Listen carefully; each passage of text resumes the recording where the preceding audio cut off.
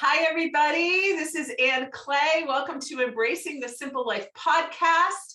I have the YouTube channel Ann Clay, The Primitive Home, and I am here with my co-host. Julie from Julie, Keeper of My Home. Now on Facebook. So Facebook. You can go look for me there. Yep. So we both have our YouTube channels and we are happy to be here with you guys today. It is a day late, I understand, on our podcast. I'm sorry about that. We've just been real busy and gotten a little behind. But today we want to talk about entertaining, having people over, how you get your house ready, house things. We're going to talk about house things again because I had a very busy weekend and I'm still kind of thinking about that and, you know, how I did that and I was exhausted. So we're in survival mode all weekend. Yeah. And I'll tell you, my weekend started the Sunday before because I wanted to pace myself and not kill myself, you know, because I've had these headaches. That's the 2 pairs of glasses. Sorry, everybody. I've had these headaches and so I wanted to start on Sunday and work Sunday, Monday, Tuesday, Wednesday, Thursday, Friday. And so I had these 2 rooms that they were going to stay in and they were a mess. They had Christmas stuff. They had the wrong bedding. They had like other people had been there and all their dirty bedding was all over the place. And Tom had been in that room for a while when we sequestered him from the rest of the house in case he had COVID. And, you know, it just was a disaster. So the first thing I had to do was go into those rooms and take care of them. And then I decided when I got all the clutter out that I wanted to get them more in tune with the way the house was looking. You know, I've been going through this quote authenticating thing, and I'm not truly authenticated. I don't think I can be. I don't have, you know, the resources and I have all this stuff that I have to use, but I did want to make it more primitive. So I was having, you know, I mean, to clean out the closets and, you know, one of the closets have been using it for storage and I used under the bed for storage. And this is after decluttering. I mean, I could tell I need a whole nother decluttering sweep. Like seriously.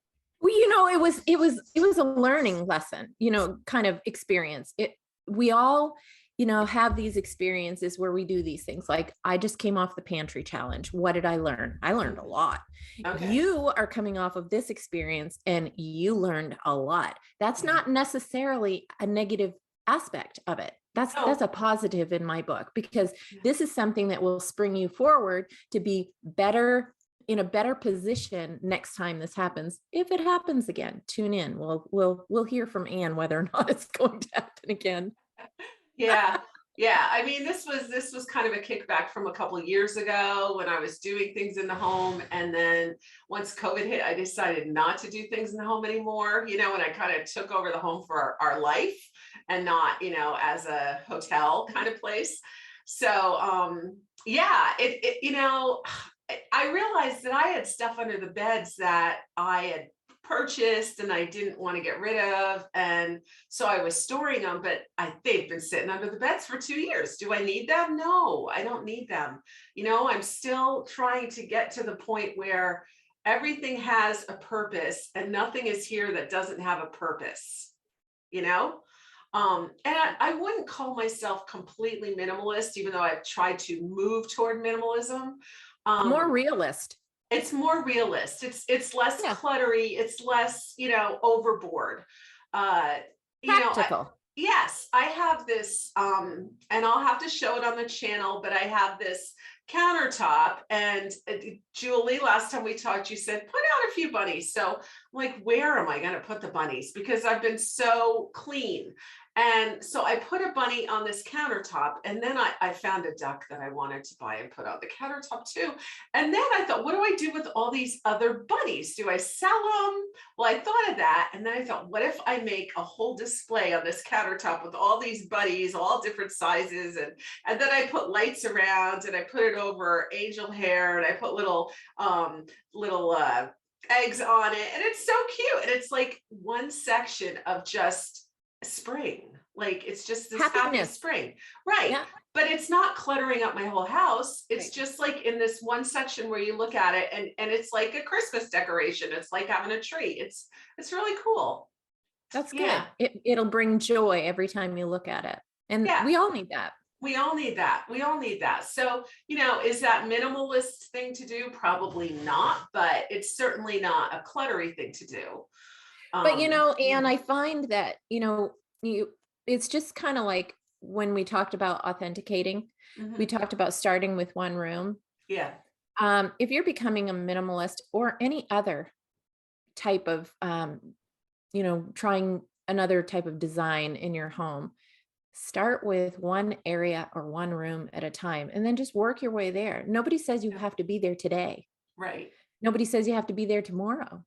No, that's If you true. want to do this over a year's time, do it. It's your Mhm. home. It's your choice.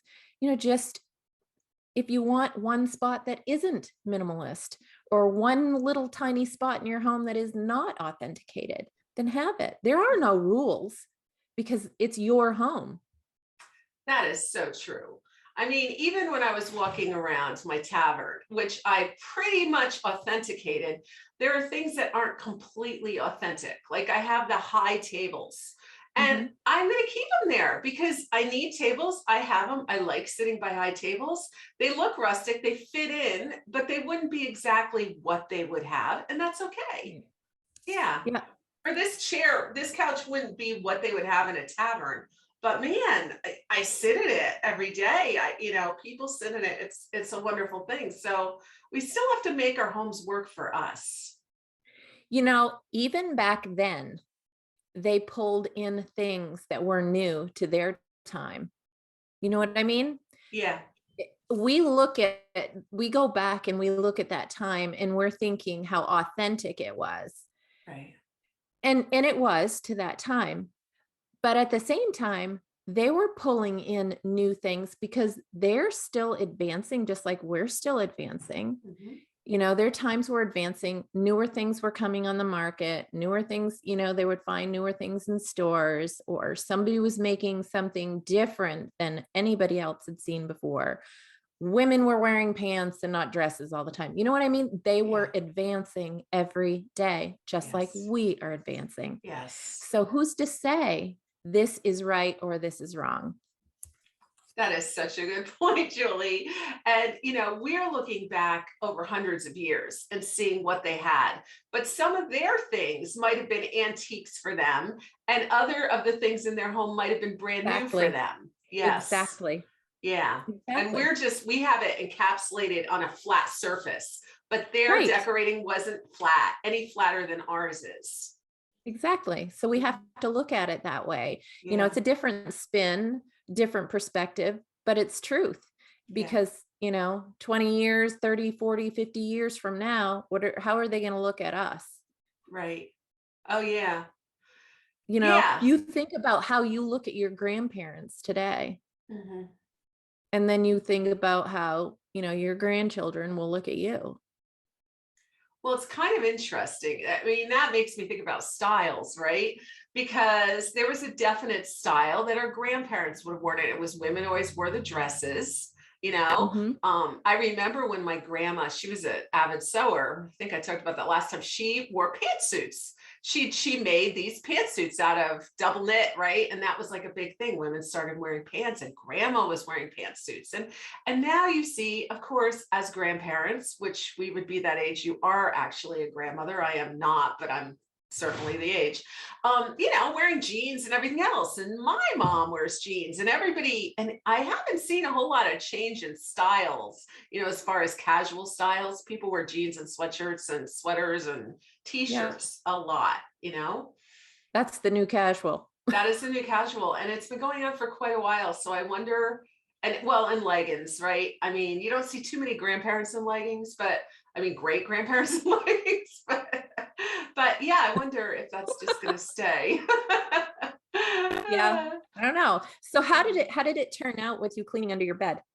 Oh boy. So, I have a barn and everything is now in the barn. This is what we do. Like when I clean up from Christmas, everything goes in the bedroom. And then when we need the bedroom, everything goes from the bedroom into the barn. And then I wait for spring to come and I want the barn. And then I go through this mad rush to clean the barn to get ready for whoever's going to come to the barn. So now it's all in the barn. I throw it on the patio and I say, Tom, can you bring this all to the barn? And he trudges them all over there. And now you can't even hardly get into this huge barn, it's just full of stuff. That you're going to eventually bring back in or keep out? Or I have you don't think I'm decided? going to bring it in. Last year, I thought I would minimize my Christmas decor.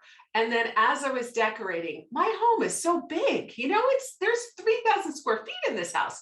I know, I visited you and I still didn't see the whole thing. No, you didn't. I don't know, but didn't I give you a tour? I'm sure I gave you a tour, but did, but I still feel like there are rooms, like I didn't see your room. I didn't see the upstairs. You know what I mean? Yes. But I went real minimal on my Christmas this year. I really felt like it wasn't cluttery, but I kept pulling more and more stuff in from the barn, like just a tree and a wreath for a room, which doesn't seem cluttery in that room. But when you put that all together, that's a lot of Christmas decor. Yeah. So, I wanted to get rid of half more of the Christmas decor. And then after using it, I think, oh, maybe I shouldn't. But I did have those flocked trees and they, spill everywhere and make a mess. And so I'm not so fond of them. I don't think that I need all of the sheets that I have. I have a lot of flannel sheets. I have a lot of bedding that, you pay a lot for. You change your style and then the bedding is perfectly good and you don't want to just get rid of it.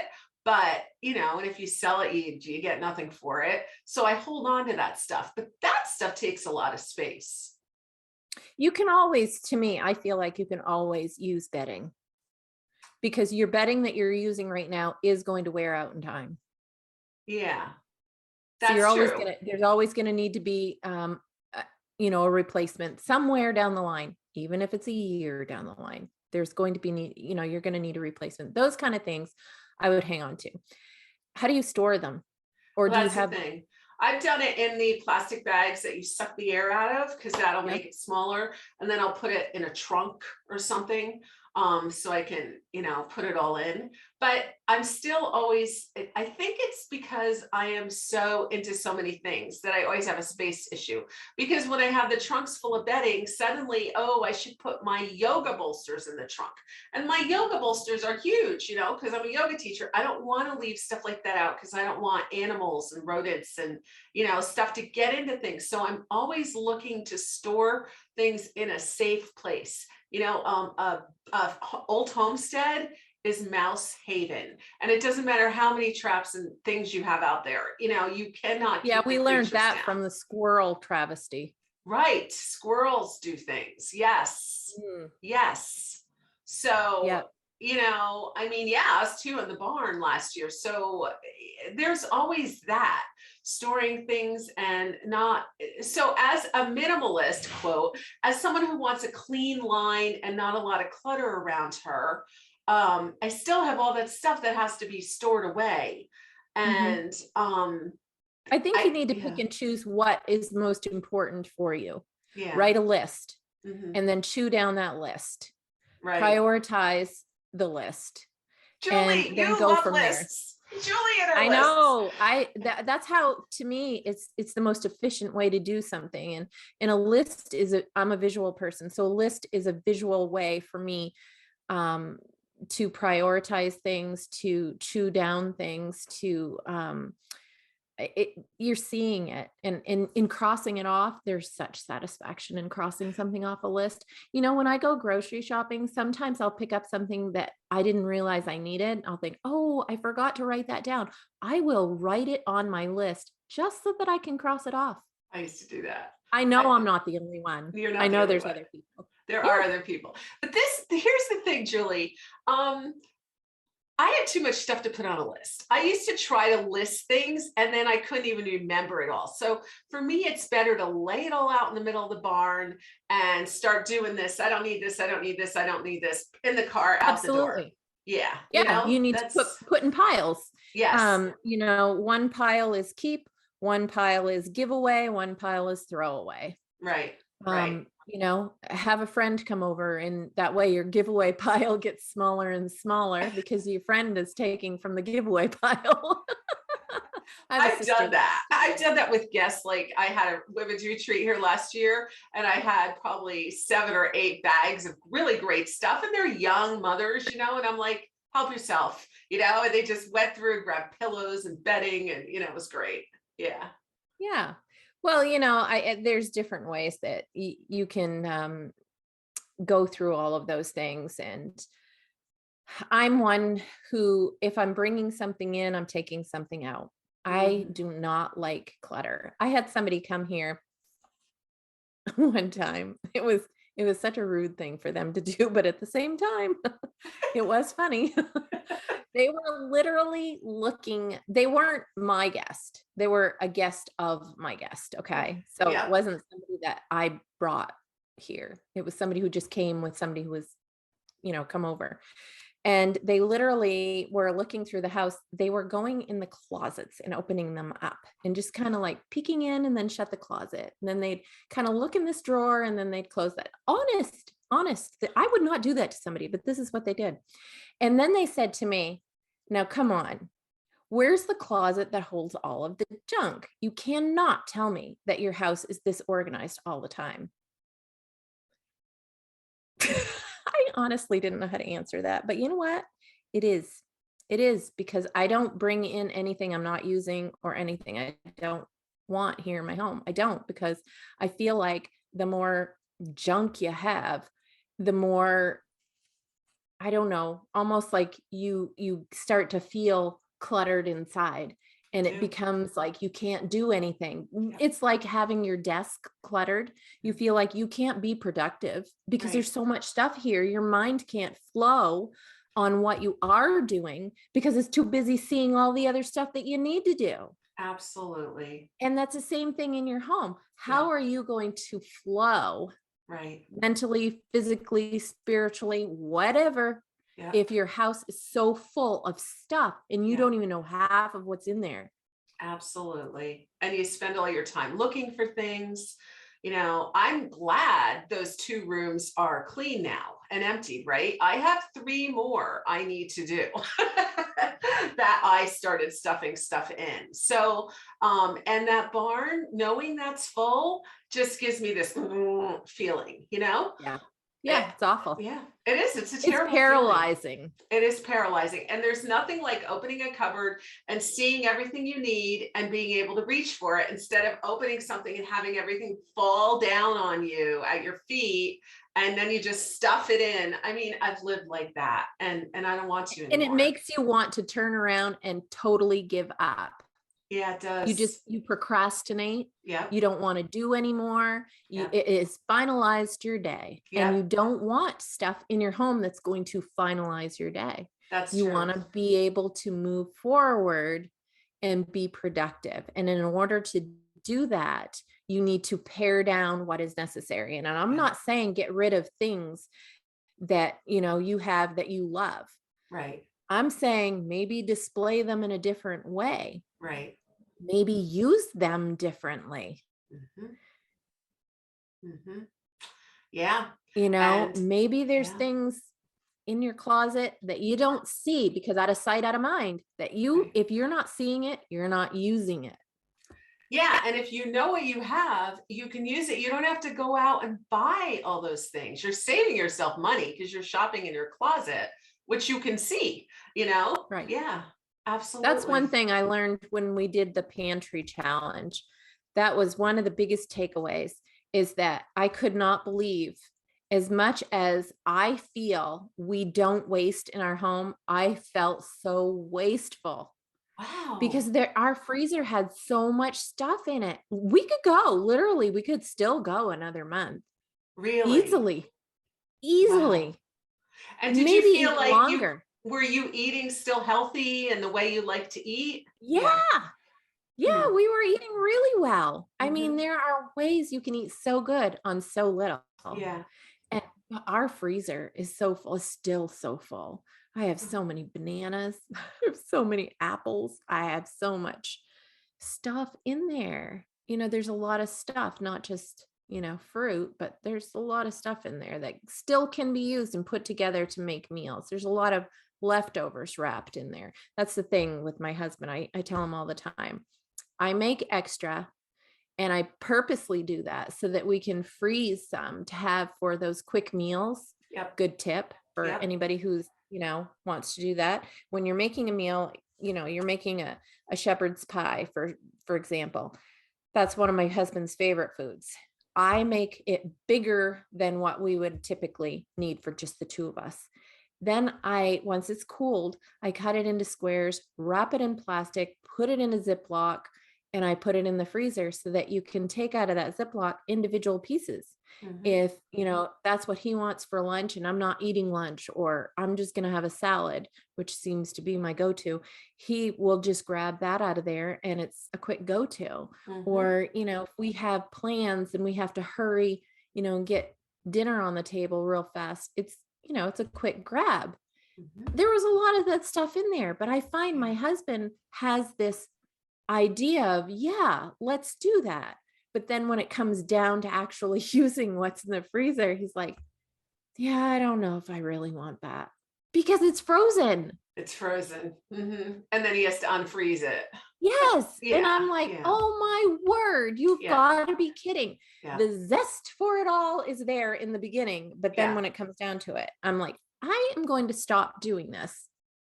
I'm going to stop doing this and then see, how it goes then, because you're Interesting. not going to have those quick grabs, Right. Right. But put I your essential one understand at that. home. That makes sense to me because we'll have meals in the freezer and I think, oh, then we have to put it in the microwave and try to thaw it out and it's going to take this time and I want it now. It takes preparation to go to the freezer and just But maybe it's lay it on going to the take counter. less preparation if, to do that than it would be to make that entire casserole. Yeah. Yeah, no, absolutely. I mean, I did the same thing this weekend. We had 4 guests and I spent $450 on groceries and I made enough for a huge army. Like they were like, what? The shepherd's pie was this big for lunch, And then even with our family of 3, I looked at it and I thought it's going to all go bad before we get to eat the quiche and the shepherd's pie and we had roast and ham and cheesy potatoes and vegetables and I have now a freezer packed full of that food Good for because you. oh yeah. Good for you. You Yeah, can and do the pantry challenge. I pretty much I could. I'll tell you, it's a great lesson to learn. I'm sure you learned a lot from this weekend having house guests. What are some of the things you learned? You know what? I learned that I am a very stress-filled person and that my adrenaline goes up really fast. Like I no, really, because I was like on edge the whole time, like not like these people are easy, they're wonderful. But I was, oh, I got to get this done. This is to be done by this time. I have to make sure this is all done. And I'm holding all this stuff in my head. And I delegated a little bit to Tom, who I'm outing him right here on, this, but he has this passion for firewood and he found a great deal for 8 cord of firewood for $100. And so he got sidetracked and pulled away on that when he was supposed to be focusing on the meat, and the meat ended up getting overdone. And then I was really upset because, you plan your whole meals and yeah, and there's always things like at the last minute, this isn't meals, that you need to do. Like things like I went into that one room and the closet was a mess. And I'm like, why haven't we done this closet yet? And then there was no lock on the door. And I'm like, people need a lock on the door when they're going to stay. And then the curtains were a certain way. And I'm like, oh, they need to be able to have another curtain to close to get their privacy. Some of these things that I don't normally do. And like if I have a niece over or something, they'll just make do. But if you have people that are guests, you want it to be just right. you know? So I learned that no matter how prepared I think I am, I'm always not prepared enough, you know? But I think that comes from us wanting everything to be perfect for someone else. Yeah. We want to serve them our best. Yeah. And that can't be done. Nothing is perfect. No. And I think as soon as we throw that mentality out the window, it becomes easier, because you want to, just like cleaning out your closet, you want to pare it down to, okay, what are my priorities? What are the best ways that I can serve this person without completely losing myself? Mm-hmm. And then go from there. Because like you said, they're easy people, right? Oh, they were easy. They Oh, they were probably didn't easy. need anything, exceptional. Oh no, I had way more than they needed. I put stuff out, like we had to run out and get this and that in my book, and they didn't even eat it or drink it, or I wanted to have all these things prepared. Yeah, I was grossly over prepared in a lot of ways. Yeah. And that's hard on a person when they get that way. And I know it comes from you just being a really big giver. You want to give a lot and give of yourself. But I think we have to, even as givers, really pare that down and say, okay, but if I give them everything, including myself, who wins? Right. Well, yeah. Nobody wins in that, because they don't want to see you go through that, and you don't want to go through that. So I think, No. we really have to be prepared mentally before going into that, and just say, okay, these are my limits. This is what I'm going to do. I'm not going to do any more than that. That's probably true. But it feels, it was only 24 hours, right? So you feel like you can be the super host for 24 hours. If it was I a can week, it'd be like, absolutely agree that you yeah, probably were. yeah, thank you. Yeah, I tried. That I I have no did. doubt. I was going to dress up in my colonial costume. That was one thing on our list that we never got around to, because I didn't even have the energy to put those clothes on and try to tie up that corset. I mean, I just couldn't do it. Yeah. Yeah. That slid by the wayside, and I was still, even that was such a high priority for me, that to have that slide felt badly. Like, I was like, Yeah. oh man, I didn't do exactly everything I wanted to do. Yeah. Well, you know what? You'll learn some things for next time. Yeah. Or Is there going to music. be a next time? I don't know. I don't know. See, what we've done here, I mean, when we bought this house, we wanted to turn it into a bed and breakfast. That was the plan. But in order to get that status from the town, you have to have this whole fire alarm system thing that's 17 grand, and we can't afford it. And we would have ended up putting that in if we had had the money right before COVID. And you just don't know where that's going, right? So that would have shut us down, and probably we would have lost the house, because we spent all that money on that. And so I kind of decided to move things toward the barn, because it's a little easier with the dogs and everything else, and not do it in the winter. We have the fuel oil costs and all that kind of stuff in the winter. So yeah, I don't know if there'll be consequential, more of these or not. I don't know. I mean, it was fun. It was super fun. These people were really great. And we visited with them one night, and we just, it was like having friends over, and we just had a great time. So, I love all that. Sometimes I feel like my health is not, I think it's my health. My health is not to the place I need it to be able to run around a lot, Maybe the solution is, instead of having, guests in that form, you can just have friends for an evening and do all those same things that you would do without the stress of everything else. Well, But you won't get paid. yeah, I don't get paid. That's I do. We're talking about a business here. Oh, let's make our business a hobby. That'll help. Well, you can't have the business though, because of the fire thing. Yeah, I So, can't. you really can't have that. I can't So, really have a business like that. Yes. yeah. So, And I've tried for a few years to see what it would be like, because I think before you invest in the money to have a business, you should see if it is a viable business. You know, I don't see it at this point as a viable business. You know, when you think about the money you spend on certain things and then the money you get in and then the time spent, you know, it's not a viable business. So I think there are a lot of people out there that have always wanted a bed and breakfast and they think this would be a great viable business. I don't think it's that viable a business. Unless you're in maybe a ski resort town or somewhere where you're going to have a lot of people coming in. I think in just a sleepy mom and pop town, I don't think it is. I don't think it's something that can really work. Yeah. Yeah. Here it's there's a lot of Airbnbs. Okay. Yeah. People are doing that a lot Right. because we are a ski town. We actually, out my office window here, I can see the mountain. It's a big ski place, and it's actually the first place in the East that the sun rises. Interesting. Big Rock Mountain. Huh. That's what it's called. Yeah. So, and you know, there's a lot of snow sledders that come up here and snow sled, a lot of hunters that come up here because we have the big woods. Right. Yeah, there's a lot of that stuff up here, a lot of trails, a lot of stuff going on up here that's, you know, really big for, you know, people rent properties and do Airbnbs. So, Wow. but you know, you do have to be in the right spot. There's also a lot of what do they call nurses or doctors that come in for a certain term of time, and they're looking for, you know, like a 3-month place, you know, to stay.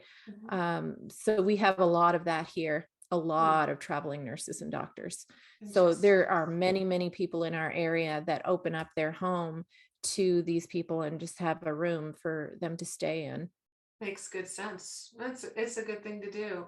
I think the Airbnb movement is a great movement, you know.